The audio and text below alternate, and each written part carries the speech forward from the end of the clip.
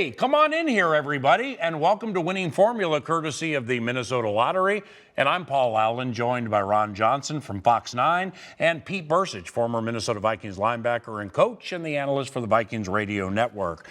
The first question for Winning Formula, courtesy of the Lottery, is if the Minnesota Vikings win 4 consecutive games, their final 4 games, Cincinnati, Detroit, Green Bay, Detroit, they win the NFC North. Peter, how does that happen?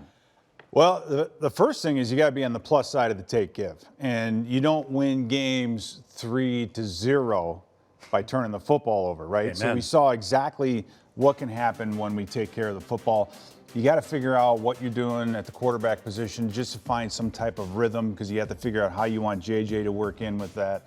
Defensively, those guys just continue to build week in and week out on what they're doing. And Flores just has the confidence to just call it, right? You're not playing prevent at the end of the game. Hey, we are who we are. Ivan Pace, those guys are all just, they're just playing at such a high level. So the confidence is there on that side of the ball. We just got to get a little swagger back in our offense, quit turning the ball over, and who knows? Yeah.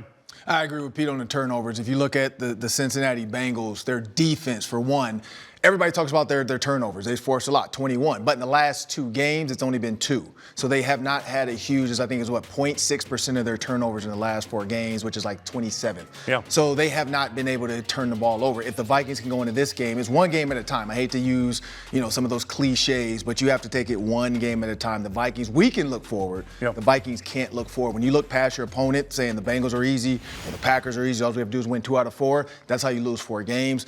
So just take one game at a time. From there, defensively, Brian Flores has to keep doing what he's doing. You see that interception by Ivan Pace Jr.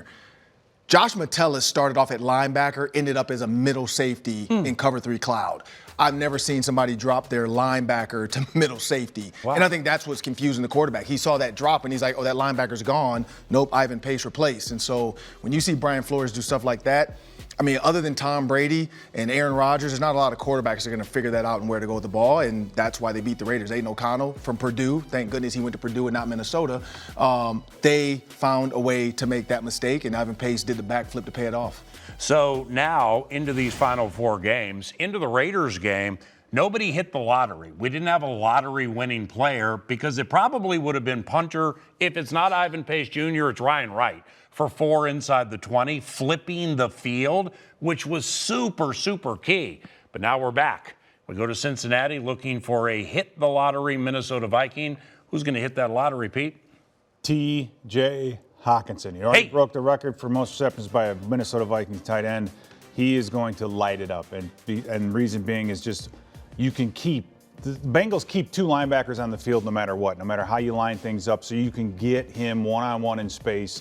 We saw it in film room, how well the play action works against this front, the safeties and the linebackers. I'm putting T.J. Hawkinson on a huge day. The Bengals have given up over 127 yards rushing on the ground per game. I was going to go with Ty Chandler, but I'm going to go the other way with it. Jake Browning, again, a rookie. I got to go with DJ Wanham. I think this is a guy that's going to hold the ball a little bit too long. He's gotten really comfortable. We know Joe Burrow gave his suite to him for his family, so he's feeling real comfortable right now. And fat cats get slaughtered. So I think that's the thing, is you let Jake Browning feel comfortable in this situation, and you just feast on him. And I think DJ Wanham's going to be the guy to do it.